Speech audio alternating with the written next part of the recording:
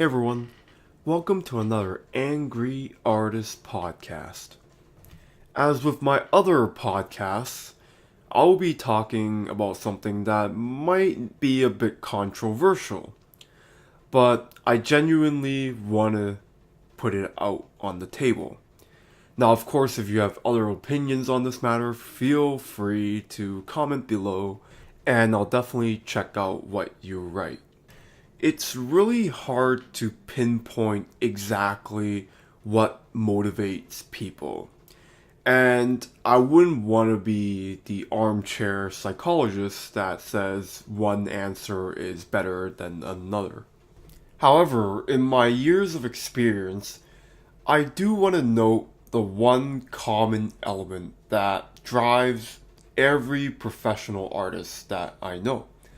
Every single one of them will have this. It logically makes sense, so definitely hear me out.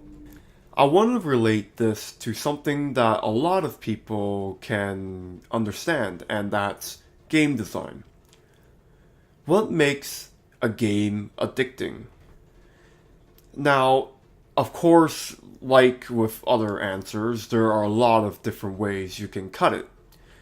But a common element that video games do is it gives the user an escape. It sounds weird, but ultimately games are entertainment. We're trying to play them in order to escape from the real world. Now, of course, there are varying degrees of how crazed you can be with this, but assuming we're talking about a healthy human being. We don't choose forms of entertainment that make us aware of ourselves. We want to play as the avatar. The point of entertainment is not so that we have the burden of reality on us. We just want to have a lot of fun. Now, that's not to say that very self-aware films that make you reflect your humanity are not out there, but let's look at the numbers of box offices. So a movie, even though it might not be good, such as Transformers, make a lot more money than something that is a lot deeper. And that's the fact. And there's a reason why. So going back into gaming, a game could be addictive in a lot of ways, but the common factor that I notice is similar to what I just said. The games which allow you to deflect your blame, your responsibility to an avatar or to other factors are generally more addictive than ones that put you as the person that takes responsibility for everything. So I want to give you an example of what I mean. So there's a card game by Blizzard Entertainment called Hearthstone. Now, Hearthstone is notorious for having a lot of luck involved. When you lose a game of Hearthstone, generally speaking, you blame the luck, you blame bad draws, and you blame just everything but your skill level. Now, that's not to say everyone does that, but the fact that there is such a prominent factor that every player can blame makes it so that you want to deflect it on that and then move on to the next game thinking that it'll be better.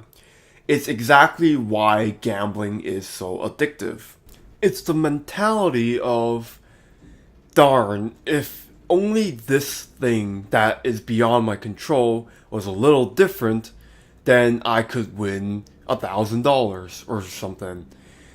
When you're able to make excuses for yourself, you keep going and you keep doing the same thing, hoping the next time the results will be different.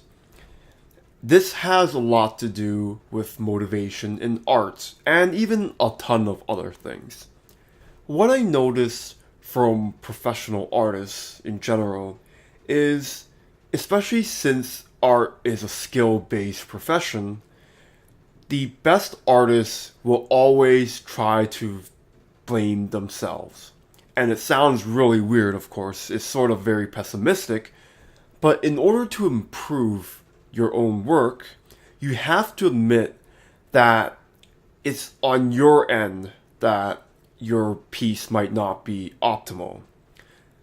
It is the thing that every single professional artist will do. They will always reflect on themselves instead of blaming other factors. It's a harsh reality. It's something that a lot of people are not ready to do, and that's completely fine. The stress of doing this as a job is not something everyone is capable of. To look into yourself and understand that, hey, there are a lot of things that are not working. That type of mentality is counterproductive to an addictive activity. It is exactly the opposite of what I mentioned is addictive game design. Basically, I'm saying to become really great at art, it will take a lot of self-reflection, and in terms of that, you're probably not going to be always happy. It's not always unicorns and rainbows. Similar to video games as a hobby, being a hobbyist in art means that you're probably not going to take your own work that seriously to the point where you hit yourself with it. As a professional, it's the opposite. I always have to look back in myself and say something isn't working and it's completely my fault.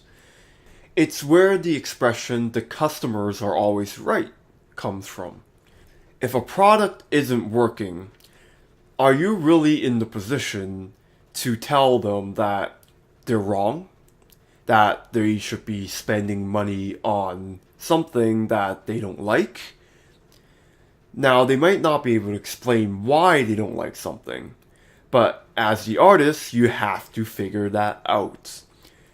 And that goes with a lot of different professions as well, but I'll try to avoid generalizing for the rest of the world. If you are able to accept the fact that you have to take responsibility for your own work, that's when you start improving immensely. You would first have to get over the hurdle that, again, makes games addictive. You have to look into the opposite direction, and again, it's very harsh. You are essentially telling yourself that you are not good enough, constantly. Every professional artist goes through this phase, and arguably for the rest of their lives. They're constantly improving. They're always trying to find different ways of doing the same thing. That's not to say that every artist hates what they're doing. They probably enjoy the process enough to keep going. I will tell you from my experience of meeting with a lot of younger artists that the number one thing that deters people from doing art as a job is when they have somebody critique their work. Because essentially, having someone critique your work is sort of opening your own self-awareness of your work. Someone who is doing art as a hobby might never have to face criticism. And even if they do, who cares? They're not making money off of it. So they don't really need to be responsible if their work is subpar or not. They're just doing it for fun. And that's, again, completely fine. The addictive quality of something is if you are not being held to a standard. So there's a difference between playing a game as a hobby versus, let's say, playing in esports and trying to win competitions with gaming. The mentality of practice is completely different. One is void of any standards or any stakes at hand, while the next has everything at stake. The professional artist will understand that it's always the latter. Everything is at stake, therefore everything they do is on their own fruition. I hope that makes sense, and I hope it's not too harsh. I know it can be very difficult to adapt sometimes, but if you understand this, you will slowly improve yourself, even if it's not the happiest of thoughts. Anyways, thank you for listening, and I'll see you next time.